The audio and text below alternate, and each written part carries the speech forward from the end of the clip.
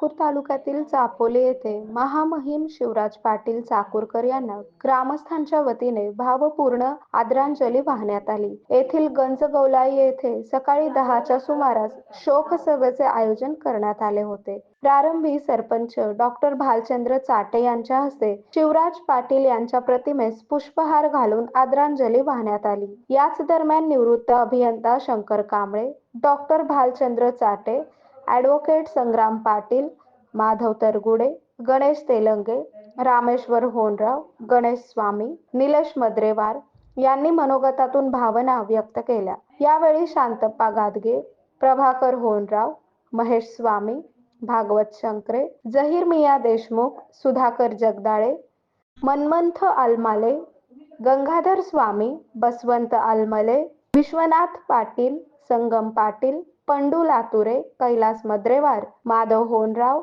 रमाकांत लातुरे यांच्यासह अन्य जणांनी आदरांजली वाहिली।